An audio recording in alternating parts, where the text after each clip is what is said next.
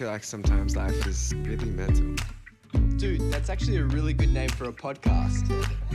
There is times where I'm going to be solo on my own, needing to be on my hand, and not rely on people to tell me that it's going to be okay 24/7. There is beauty in finding peace and love with yourself too. Hello everyone, welcome back to Really Mental, where we want no matter who you are, you're not alone. We have an amazing guest today, Jamie Miller.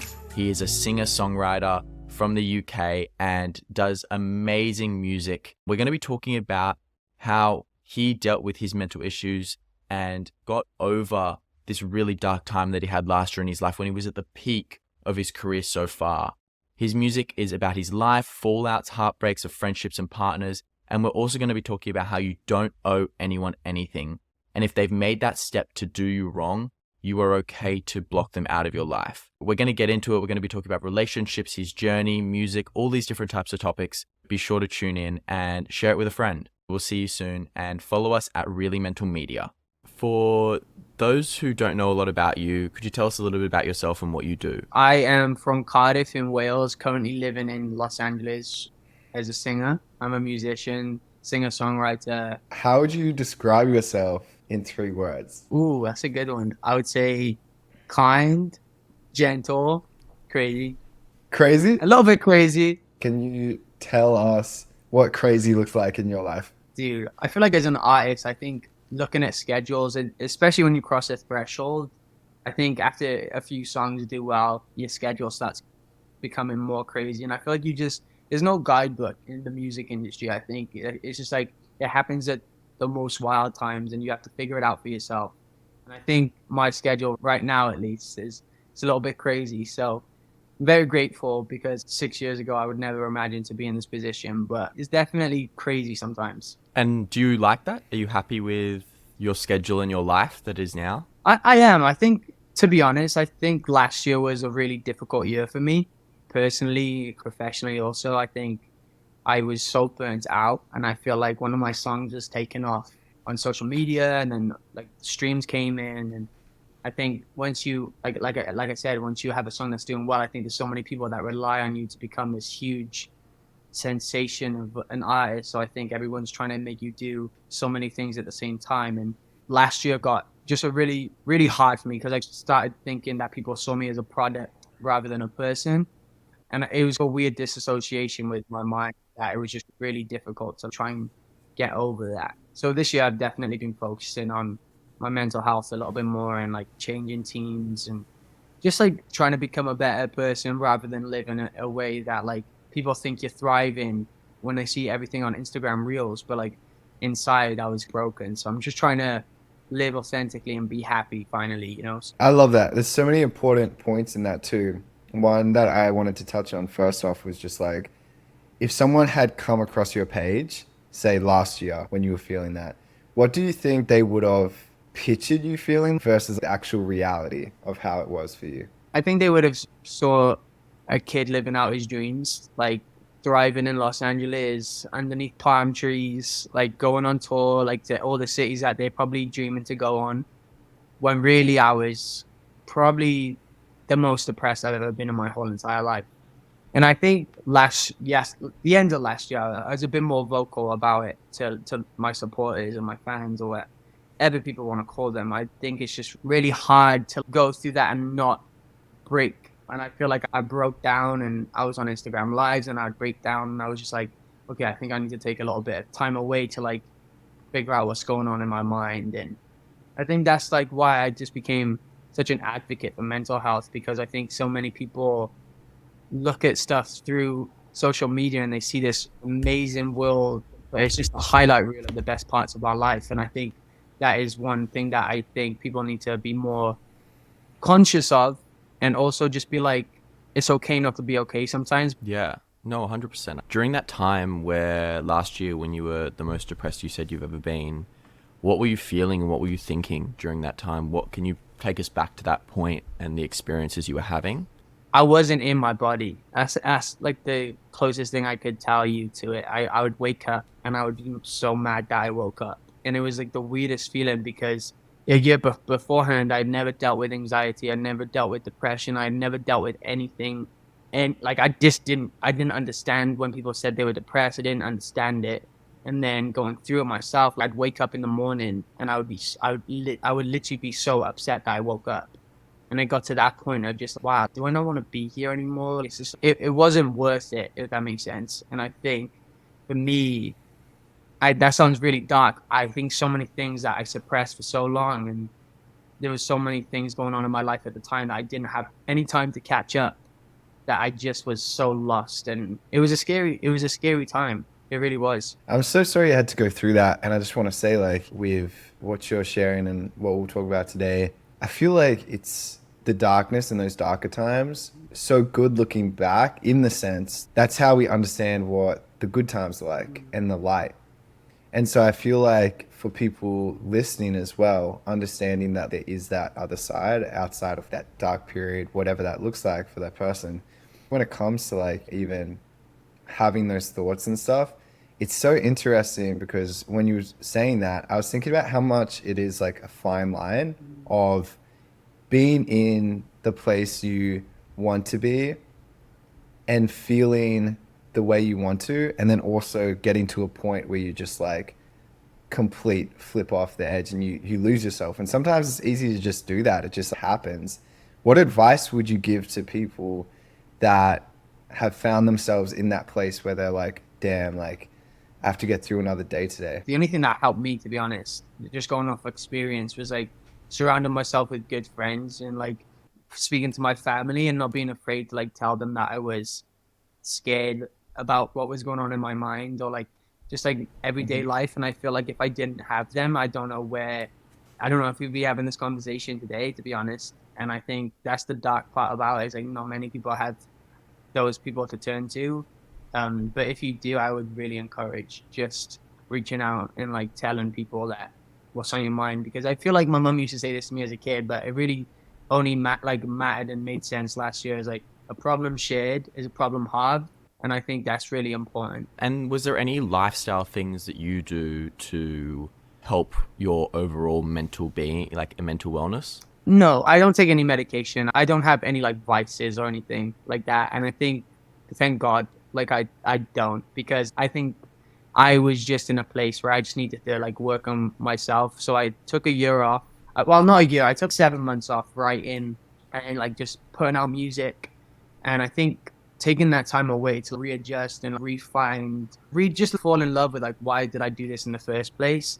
Without the busybody. Like I think because like when we grow up, we have dreams of, whoa, like I want to be a singer and I want to do this and I want to do that. And then you're in this world now where you're like, everything costs money. Everything that you thought was cool growing up is going to cost you a shit ton of money. I think the pressure of that comes on an artist. And I think especially a musician, like you see those music videos, but you don't see the price that it costs to make those music videos. Like you see those like tours, but people probably go into debt going into those tours. You know what I'm saying? So I think it's like really important to like, yeah, it's like a glamorous life when you get to a certain point, but until you get to that certain point, like people are grinding out here. It's really interesting. And like, you think that things are going to be like, maybe solve some of the things that you have inside of, I want to reach this point, or when I get this, get that. But it just, I feel like the journey of life is this constant process of trying to figure things out, and you feel pain, you feel good. And so those things like never go away. And to your point, yeah, like it isn't as glamorous as people say. And I feel like for myself and also other artists that I know is like at like the times when things are going amazing, it's really easy for their mental health and sense of balance to be absolutely terrible and them to be so unhappy. And it's such a interesting like contrast. So have you found like a way to like enjoy those happy moments in life? Yeah, and I think before last year I was like the happiest. Like I could sing in front of 3 people or 3,000 people and I'd be so happy. But I think just going through like, I think a lot of last year there was a lot of stuff in my personal life that bled into my work life, which like then made me like rethink so many things. And then I was like, I need to change team, I need to do this, I need to do that. And then I think the major thing was I just needed to focus on myself. And even though I was blaming other things and other people, I think the main priority was like my mental health. And for me, I think this is one thing that I have struggled with, and I don't know if you guys have felt the same, but the fact that I get to do this as a living is mind blowing to Mm. me. And I feel like I sometimes think now, even to this day, like if I'm having a bad day, I don't want to call my mum up and tell her I'm having a bad day because my mum's a cleaner and my dad's a taxi driver. And I don't want them to think that I'm ungrateful for like having a bad day when I'm having a bad day in Los Angeles where the sun is shining and the weather's beautiful and I could go to the beach if I wanted to, whereas someone else is having a bad day in not such a nice circumstance. I feel sometimes it's the balance of, do I say something or do I just like bite? Yeah, I think it's definitely really interesting. I guess it's your body and your mind also telling you what is going well in your life in a sense. You're being grateful for being in LA, being a full-time artist, being able to do those things. So I don't think it's necessarily a bad thing if you recognize the life that you live and you recognize how grateful you are for that. And that doesn't mean you're not going to have bad days. Like everyone's going to have a bad day. Yeah. It's more just how do you cope with that bad day and what do you do to make yourself feel better, and what do you do to also just sometimes sit in that bad day so you can feel it and then move on. Yeah, totally, man. Yeah, that's a good perspective. I wanted to ask, you mentioned you're working on yourself, right? And you mentioned taking time for yourself. What does that look like? Honestly, when I was depressed, I was comfort eating and I was like eating everything. I was like, damn, looking in the mirror, I was like, okay, he's becoming a little bit chubby. And I think for me, I think the main thing for is like just taking myself right in the mental space of, okay, first off, you look good, you feel good. So I just like made like sure that I'd spend some time in the gym and like going on runs and going on, even if it's getting out of the house and going on a walk. Definitely in that time, just like making sure I was being social. I think there was 2 months where I just didn't want to leave my room. Everything was dark, the curtains were closed. And it's funny because looking back now, who was that kid? But like, you just can't explain it when you're in it. Like if you're in the funk, you're in the funk. It's hard to explain, but definitely just like trying to wake up and motivate myself to be like, okay, I'm gonna meet so and so today. I'm gonna do this. I'm gonna do that. I'm gonna do that. And at least I've tried to do those two things to make sure that I'm trying. Because when you stop trying, then there's no hope. Yeah, that's important, that community. And as well, to your point about like actually making change, one thing I learned in therapy recently is like there's like that trigger, your behavior, and then the reaction or the result of that. And I've been learning a lot about how I'll have, say, for instance, I'm feeling really stressed out or something. And then I think about, oh, I'll have these thoughts of I need to work more. And then I'll realize my behavior will be like, okay, I'm not going to take a break. And then the result is just I feel worse. And I feel like it's like picking up on those like triggers that you have and changing that, or being like, okay, like I don't feel like going for a walk, but like I am going to do that, because if you don't take those steps, then it's like you're never going to get Out the fun. to where you want to go. It doesn't Yeah. magically happen. Yeah. And I feel like sometimes people are like, oh, just, it'll happen sometimes, but life just, can pass you by. So it's so important to do that and make those changes. Can you talk to us about I guess the experiences you've had that have shaped your songs when it comes to going through like heartbreak, etc.? What would you say, how much do you feel like that plays into your music? Yeah, I think like obviously like I needed to get my heart broken to actually write some songs with, but I feel like it's hard to go through them at the same time because I've been in relationships, like even in the UK, I was in like a 2-year relationship. Then I ended up getting cheated on, moved to LA, wrote a song called Here's Your Perfect. It was funny because the song I wrote called Here's Your Perfect was about a relationship that I got cheated on. And at the time, my label were like, we don't think you should put this out. This is not really that strong.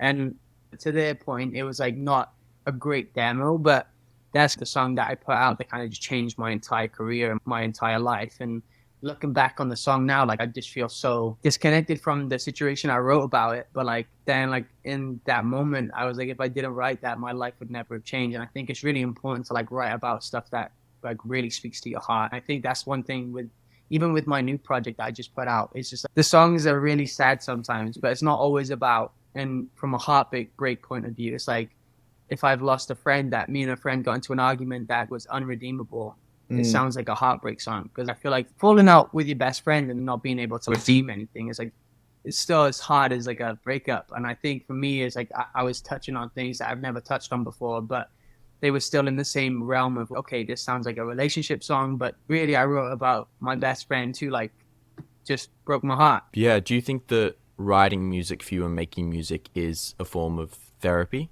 Yeah, for sure. I mean, I have my separate therapist, but definitely when I'm in that studio, I'm just writing out everything on my mind. And I think it's like really cool to be in a situation where I can go to a studio and have producers that I love working with that I can just speak to as if they were my therapist. And at the end of the day, a song comes out of it, good or bad. Like it's really nice to have that. Totally. When it comes to your relationship where you were cheated on, from the perspective of, I guess, trying to help people heal that have been in a similar situation before, what did that feel like? And I guess, how did you go through the process of using it to empower yourself and be a better version of yourself? For me, it was a shock to the system. I was literally like 20, so it wasn't like I think if it happened now, then I'd be more broken, and I was broken. I think because I moved to the other side of the world and had no friends and had nothing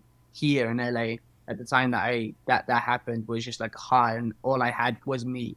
And I think for me that I just cut contact completely. I probably didn't do it in the best way. I cut contact completely, and I just said to my team, I was like, okay, I just want to be busy 24/7.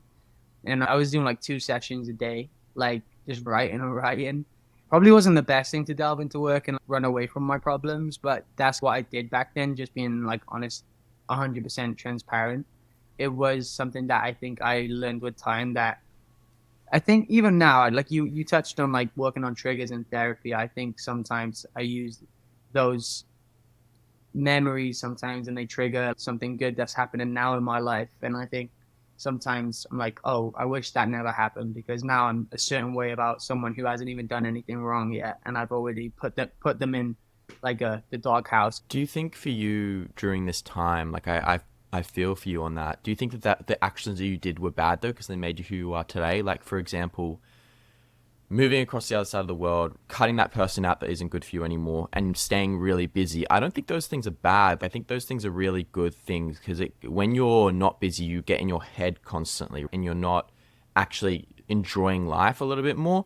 Versus when you're busy, you're actually enjoying life. You're moving on slowly, even if you don't recognize it because you're not just sitting there being sad all the time about this thing that's already happened. Yeah, I would say I don't regret anything. Maybe I could have handled someone who I cared about more deep. Like I could have handled the situation a little bit better just hearing them out. But I think for me, like once you cross like a certain level of it's done. So I'm like, what was there really to like even talk about? So that's why I sounds a little bit toxic, but I just that's gonna help me in those days of my No, I life. agree with you. Yeah. Okay. Good. I think for someone who does that type of thing, they've shown how much they care about you then, and they've shown how much they value the relationship if they've done that. Because they know that step over, that's an end of a relationship. Like they know that's the step over, right? Right. And if they've constantly made that decision and constantly made that thing, you don't owe them anything. You don't owe people anything that do that type of thing. You owe yourself peace and you owe yourself time to really just heal, and cutting them out is the best thing you could do because those people are obviously not right for your life if they're going to do that type of action. Exactly. No, 100%. Okay. Now I feel a little bit better.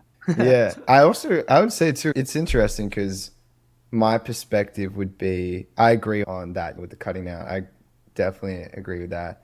I think when it comes to the being busy, we have something which is really common, I think for a lot of people, which is to distract. There's so many ways now for us to distract ourselves. I don't feel like it's the best way to heal through things. I think there's a balance. I agree. The most difficult part, and like the reason why animals, when they get hurt or someone like that's in the herd dies, they go away and they grieve in a cave. That's like our nature. And we're not animals, but I feel we do have a similar sort of need for like healing and taking time to go and get shelter. So I feel like, and I do this too, it can be tough to distract it because it almost like delays some of that work. And sometimes it is too much. Sometimes I do feel like it's just too much to handle at that point. So that's like why it's part of the journey. But yeah, I just wanted to bring it up because I do feel as though there is that point where it does become like counterproductive to like continually just schedule things. It's almost like running away. And I think sometimes like you have to do certain things so you don't like do the same situation again. And I feel like that's the beauty of this life. It's like you learn, there's no guidebook and you learn as you go. So I think that's like why I would do something differently right now because like obviously seen more, grown up a little bit more, and now I look back and I be like, okay, that was definitely something that needed to happen for me to have the people in my life now. And as cliche as it sounds, like everything does happen for a reason. Yeah, it's one of those things too where I feel like the hardest part is understanding the why, or why has this happened, or making sense of it.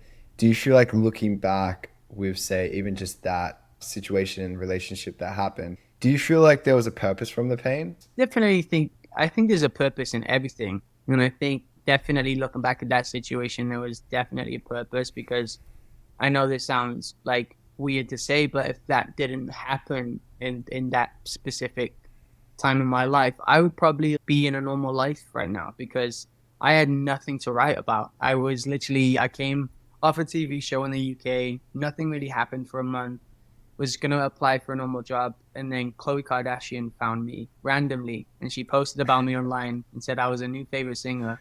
And then the next day I was on a flight to New York and Nashville, and it was just like I was just a normal. I am still a normal kid, but like I was just a normal kid.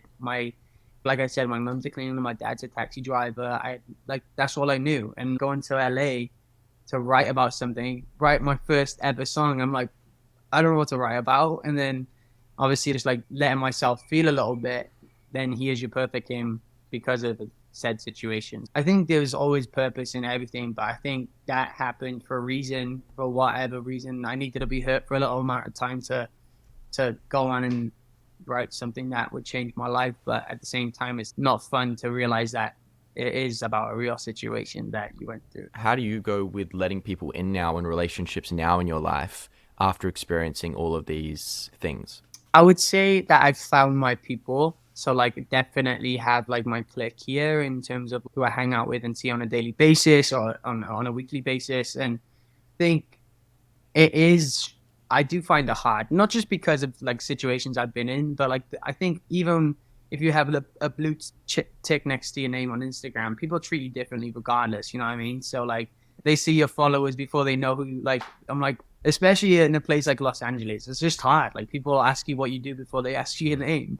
And I feel like that's just one thing where I'm so glad that I found my people over the years, because I don't have to go through like the dating process of finding best friends and like finding people that Yeah. are in my life. And I know they're in my life for the right reasons and not the wrong ones. But I think I approach situations as a kind person regardless. And like I'm always open to new people in my life. Is there a part of you that carries that with you, that feeling of realizing that at the end of the day, you're going to have to be like content with the decisions you're making? Or do you feel like that mentality is just fully changed now that you have more friends in LA, etc.? I think for me, it's like I have to be content with being myself, like being with myself, because there's always times where like people as an artist, you get pulled away from what you're comfortable with, and like you have to do shows in another country or something like that. So I think that's why I think this year was really needed for me to find myself again and love myself again. And because there is times where I'm going to be solo on my own, needing to like just be a man and not rely on people to tell me that it's going to be okay 24/7. I think there is beauty in finding peace and love with yourself too, and not having to depend on the people around you to make sure everything's going to be okay. Yeah. No, I feel like that's the most brutal part of coming out of a relationship is sometimes this isn't the case for everyone, but at least for me, I've definitely felt like, damn, like I need to be able to spend more time with myself. And I thought I was good at that, but it makes you realize straight away if you are or not. Yeah, I think relationships are really interesting. They bring out a lot of our personal issues that we need to figure out as Baggage. well. Like, yeah, they bring out our shit. And I wanted It's a to, mirror. yeah, I wanted to say when you were mentioning taking time for yourself and being alone and also like being a man and stuff like that, like what does being alone and masculinity kind of mean to you? We as men, like we always try to put on a brave face and don't cry and try not to do things in Yeah. certain situations. But with me, dude, I cry all the time, like all the time. I feel like I'm very in touch with my emotions. I feel like my dad is the same way. I got brought up on that, and I've just never been ashamed to cry or anything like that. But definitely think sometimes it's scary, and I feel like just because as men we have this reputation that we have to be bigger than everybody, and like we always have to do the right thing and be the man of the house or whatever, like stuff like that. But I think for me, it's just like, I don't know. I feel like I'm lucky to be in touch with my emotions, and I have friends who are scared to cry, and I have friends who are just like Yeah. scared to be honest with me. Like for the first time, my best friend just came out here to visit me, and this is the first time that he's seen like this life that I live rather than the life that I lived back in my hometown. And when he was leaving, like he burst out crying for the first time. We've been best friends for 13 years, and he was just saying like how proud he was of me and like how crazy that this is, and how like I made it out of my hometown. But to finally see someone who you were so close with your whole life, and them to be so strong your whole life, and then to see them in a position of being scared about their own life, and then having to leave a life that they've seen me live and stuff like that. It was like, I was like, wow, like I've never seen you cry. And it just put into perspective to me that we are so brought up like the slap on the wrist, everything's going to be fine. No tears, that's girly or blah, blah, blah, blah. Yeah.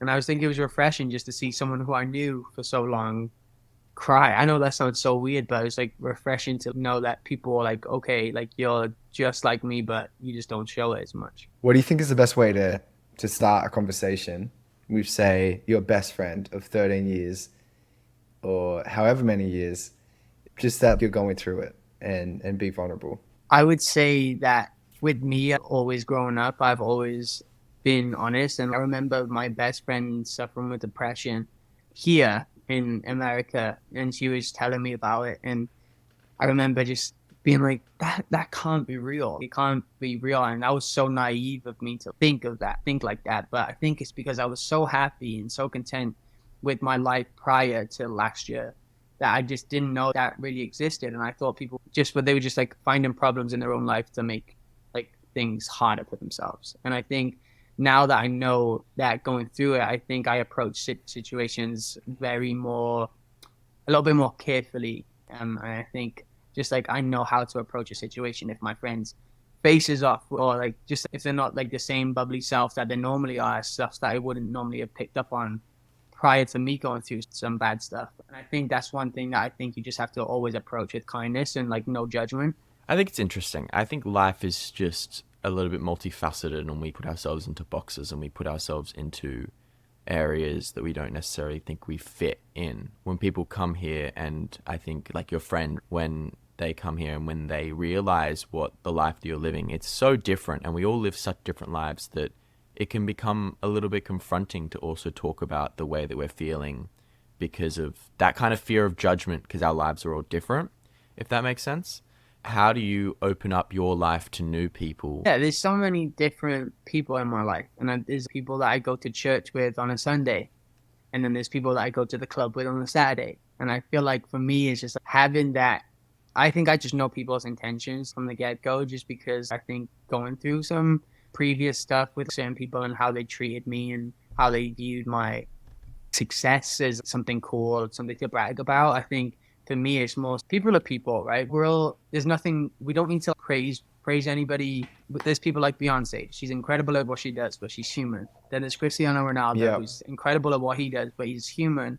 And I think there's a way of, we've just brought up in the entertainment industry of praising people. And I think whether it's like Adele or there's someone busking on the street, we all want the same thing. And I genuinely believe there's room for everybody. But definitely, like I said before, just approaching people with kindness, because you never know, like we're having a conversation now, in 2 years we could be best friends. Like you just never know what life holds. So I think definitely having that perspective of whoever you're going to meet on the way up, you're going to meet on the way down. So just always treat people with kindness and how you want to be treated.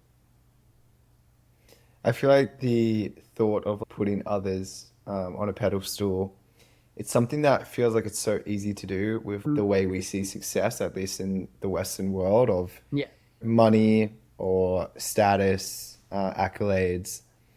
Do you ever feel like by coming to a city like LA and in the position you're at with your career, that you've lost yourself by trying to chase that? For sure I did. I have a song called I Lost Myself in Loving You.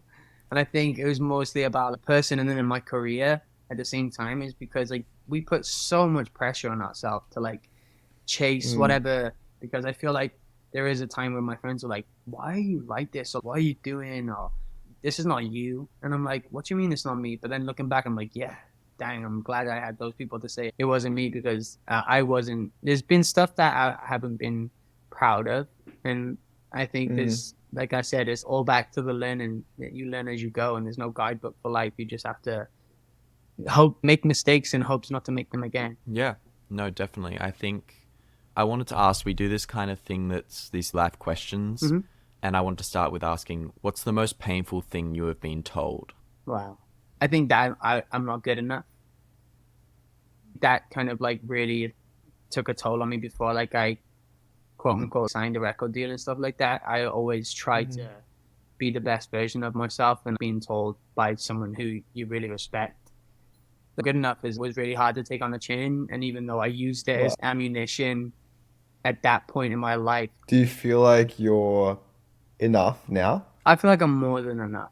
Just because I'm not chasing, Love that. just because I'm not chasing to make a rich man happy at a record label to make me famous. Because seeing it, it's just not as exciting as, it's not that it's not exciting, it's just not as glamorous, like I said, is what you feel. And it's Maybe fulfilling. as well? fulfilling. That's the word I'm looking for. yeah. I feel like more so, I don't create music to like have a number one. I create music because I love to create music and help people along the way. People like put out music to get Grammys, and that would be incredible. But at the same time, it's just, if I can change one person's life, then I'm doing my job. It doesn't have to reach 12 million just to make me feel like I'm worth it. Yeah. I love that. That's amazing, man. And I think having that perspective is so good, and that's like that security in yourself. I wanted to ask, what advice would you give to your younger self? Don't listen to the people who tell you you're not good enough. I'd say go to the things that you wanted to go to in school that you were too afraid of, because it's gonna work out for you. Just like keep going, mate, and everything's gonna be fine. And believe in yourself a little bit more, and stop putting other people's happiness before your own, because you are enough. I wrote a song called No Matter What that came out on my recent EP, and it's if you watch the music video, it's like me talking to my younger self and having those moments of coming to terms with my past and not letting it affect my future anymore. And it's like, I'm not giving up on you no matter what. And I think that's just something that I needed to tell myself. And then I guess actually this is the last one is, what would you say to the people that are listening to your music? I would say if you listen to one song, you're gonna be very sad. But if you listen to if you listen to projects as a whole, it's just, I hope that you take away hope that no matter what you do, where you come from, dreams are possible. And it wasn't written in the stars for me, but I made that happen because I believed in myself. And I would say just keep going. And if you have a dream, don't let anybody tell you that you're not good enough, because I'm walking proof that you're more than good enough. I was going to say, just for the next 12 months, what are your goals for your own personal well-being, mental health, spiritual, physical health, like all of that combined, like work? What are your goals for the next 12 months? I'd say my biggest goal, like it used to be like, I want to sell out this stadium, I want to do this. And I'd say now, which I'm very thankful to say, I hope that I'm in the same position as I am now in 12 months. Just like happy, thriving, Yeah. still going to therapy, still working on myself, still working out, just making sure that I'm the best version of Jamie. Also having the knowledge and having the capacity to say no to certain things also is a major thing for me. And sometimes it is sad to cut people out, but sometimes it's necessary. And I think for me, if someone doesn't serve a purpose and bringing you joy or bringing you happiness, and they're bringing you down, but they've been in your life for so long, and you're like, but they've been in my life for so long, time doesn't really matter anymore. And I feel like for me, regardless if I've known you for 7 years, if you don't make my life better and you just constantly make me feel anything other than happy, then I think that means that we're just not meant to be in each other's life anymore. Yeah, amen. So man, it was so good to chat. Yeah, thank you. Of course, thanks for having me. Yeah, dude, I just like wish the best for you. Like I just hope that with everything happening in your life, you're able to continue this forward motion of like just positivity. Yeah. And yeah, thanks for the time.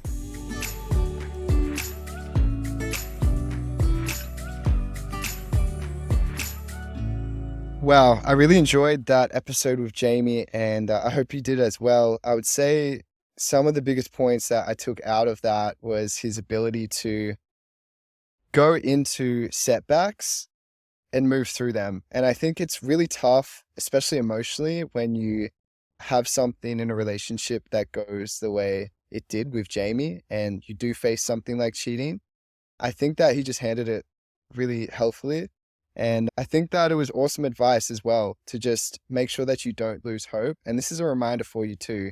When you stop trying, there is no hope. So make sure that you do keep that in mind when you're going through your life. No matter what happens to you, no matter what gets triggered, what you've been through, just remember that you can move through it. And by talking to people about it and processing it like Jamie has done with therapy, it can really help. I really appreciate you being here and listening to the episode for this amount of time. We're grateful to have you here. And I want to encourage you to share this with someone you love and appreciate and you think it could help. And also please consider rating this 5 stars on whatever platform you listen to it so that we can continue to grow the movement. Please make sure as well, lastly, to follow us on our socials at Really Mental Media to stay up to date with future episodes that we're doing and more conversations on mental health and growing up. All right, we love you and we'll see you next week as well.